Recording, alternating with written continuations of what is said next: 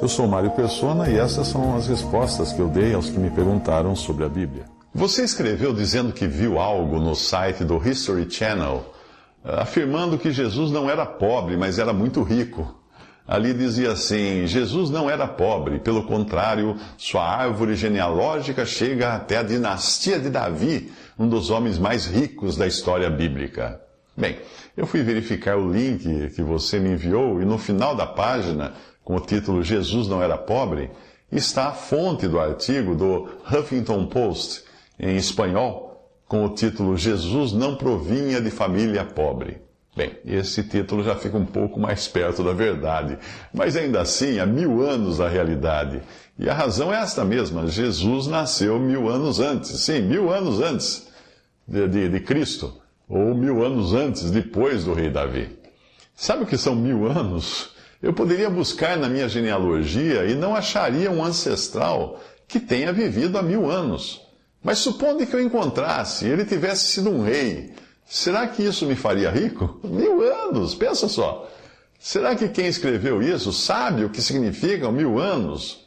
Como eu nasci em 1955, eu procurei na Wikipedia os acontecimentos históricos daquele ano, 1000 anos antes, e não encontrei nenhum rei com o meu sobrenome. De vez em quando alguém me manda um e-mail dizendo que um parente distante deixou uma herança. Você nunca recebeu esses e-mails? Geralmente vem da Nigéria, vem e-mails assim. E talvez você tenha recebido também uma tentativa de golpe, assim, porque é um golpe, não é? Agora imagine você receber um e-mail dizendo que um parente seu, que foi rei há 1000 anos, deixou uma herança. Eu pergunto, você vai acreditar nisso? Hein? Se José fosse rico, não seria um carpinteiro. E se Jesus fosse rico, não teria sido carpinteiro como José, que ele seguia a profissão do pai dele. Jesus era pobre quando ele veio ao mundo.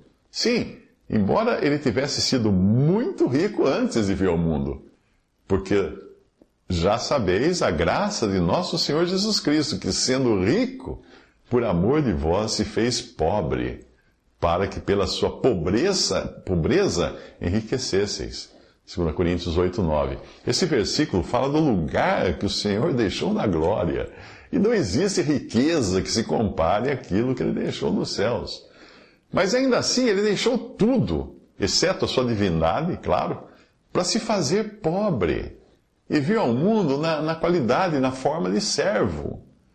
De sorte que haja em vós o mesmo sentimento que houve também em Cristo Jesus, que sendo em forma de Deus, não teve por usurpação ser igual a Deus, mas esvaziou-se a si mesmo, tomando a forma de servo, fazendo-se semelhante aos homens, e achado na forma de homem, humilhou-se a si mesmo, sendo obediente até a morte e morte de cruz. Por isso também Deus o exaltou soberanamente, e lhe deu um nome que é sobre todo nome, para que ao nome de Jesus se dobre todo o joelho dos que estão nos céus e na terra e debaixo da terra, e toda língua confesse que Jesus Cristo é o Senhor, para a glória de Deus Pai. Essa passagem maravilhosa está em Filipenses 2, de 5 a 11. Mas essa lenda de que Jesus era muito rico é pregada também em muitas igrejas. E eu ouvi dizer até de um pastor que alega que Jesus era tão rico que tinha até casa na praia. É porque algumas vezes o Senhor Jesus aparece pregando junto ao mar. Olha a ideia que esse cara teve. A verdade é que quando o pentecostalismo surgiu no final do século XIX, a sua mensagem de curas e milagres alcançavam principalmente a população mais pobre dos Estados Unidos, que não tinha recursos para procurar um médico, para pagar remédio. E isso continuou até o princípio do século XX. Mas o problema é que as promessas de curas e milagres feitas por pregadores tão pobres quanto as suas audiências acabou produzindo muitas ofertas. Muitos davam muito dinheiro, deixavam herança para o pregador, e logo os pregadores pentecostais ficaram ricos. Se você pesquisar a história do pentecostalismo, verá pregadores que começaram na época daí a se vestir com ternos bordados de lantejoulas, morando em mansões, dirigindo carrões. Lembra alguma coisa você? Foi aí que a mensagem deixou de ser apenas de curas e milagres do corpo e passaram a ser de milagres das finanças. E a razão qual é? Bom, os pregadores precisavam justificar toda aquela riqueza, toda aquela opulência. E aí eles diziam que era Deus abençoando e que se os seus seguidores investissem naquela obra, seriam igualmente abençoados. Você já ouviu algum pregador falar para você, mandar você investir para ganhar mais depois?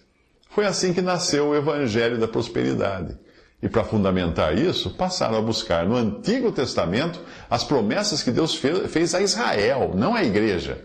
E que promessas essas? De dominar o mundo, de possuir grandes riquezas.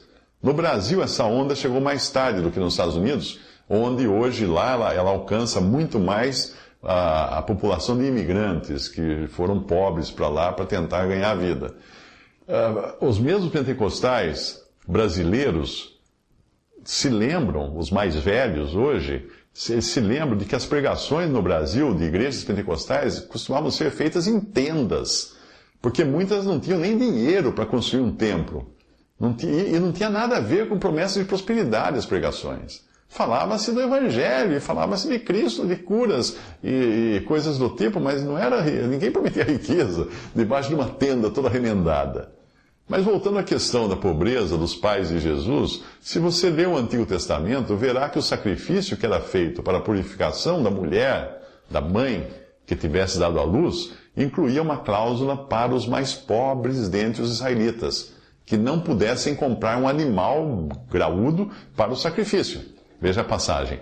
E quando foram cumpridos os dias da sua purificação, da purificação da mulher, por filho ou filha, trará um cordeiro de 1 ano por holocausto, e um pombinho ou uma rola para expiação do pecado, diante da porta da tenda da congregação ao sacerdote, o qual o oferecerá perante o Senhor, e por ela fará propiciação, e será limpa do fluxo do seu sangue. Esta é a lei da que der à luz menino ou menina. Mas, se em sua mão não houver recursos para um cordeiro, que era mais caro, então tomará 2 rolas ou 2 pombinhos, um para o holocausto e outro para a propiciação do pecado. Assim o sacerdote por ela fará expiação e será limpa.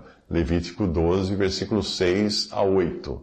Agora adivinha que animal José e Maria levaram ao templo para fazer isso? Você adivinhou? O Evangelho de Lucas dá uma espécie de atestado de pobreza para José e Maria, quando diz assim: cumprindo-se os dias da purificação dela, segundo a lei de Moisés, o levaram a Jerusalém, levaram o menino Jesus a Jerusalém, para o apresentar ao Senhor, segundo o que está escrito na lei do Senhor. Todo macho primogênito será consagrado ao Senhor. E para darem a oferta, segundo o disposto na lei do Senhor, 1 par de rolas ou 2 pombinhos. Lucas 2, 22 a 24. Isto bastaria para você considerar mentiroso qualquer pregador que disser que José e Maria, e consequentemente Jesus, eram ricos nesse mundo. Não eram.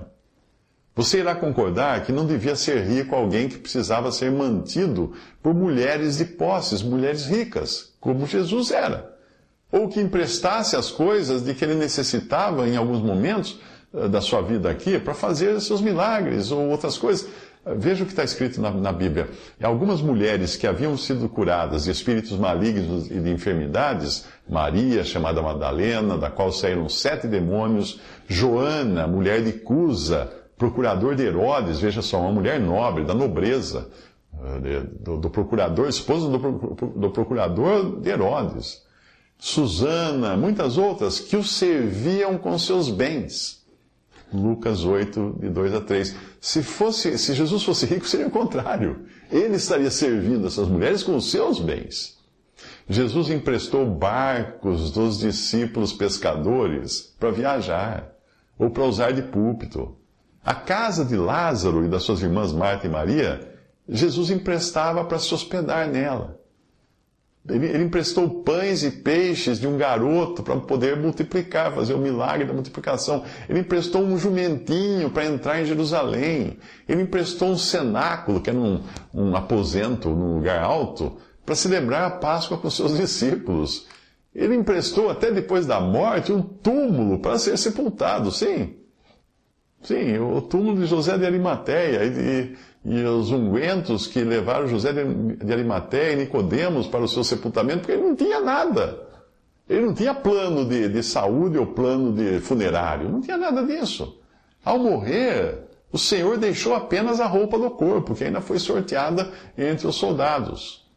Então não há dúvidas de que havia pessoas ricas entre os seus discípulos. Sim, como as mulheres que o acompanhavam e outros como José de Arimateia, Nicodemos, mas ao longo dos evangelhos de Atos e das cartas, nós vemos que os mais ricos costumavam ajudar a grande maioria de convertidos que eram pobres, ou que tinham ficado pobres por causa da perseguição.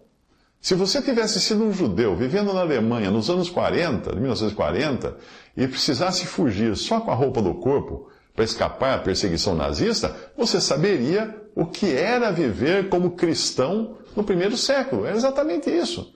Os primeiros cristãos perdiam tudo. Precisavam sair com a roupa do corpo, fugir. Perdiam profissão, perdiam bens, perdiam as casas. Às vezes perdiam a própria vida por causa da perseguição. As suas filhas e esposas eram traficadas como escravas sexuais para as colônias de Roma. Os homens mais fortes eram transformados em gladiadores para se apresentarem nos circos. Ou então os mais fracos transformados em comida para as feras. Era assim que funcionava. Vai me falar agora que eram ricos os cristãos do primeiro século? Tem essa imagem na sua mente quando algum pregador mentiroso disser a você que Jesus e os primeiros cristãos eram ricos. Você saberá que ele é apenas mais um enganador, como muitos que hoje existem nos púlpitos das igrejas, em especial das neopentecostais, do Evangelho da Prosperidade. Visite respondi.com.br. Adquira os livros ou baixe e-books. Visite 3minutos.net. Baixe o aplicativo.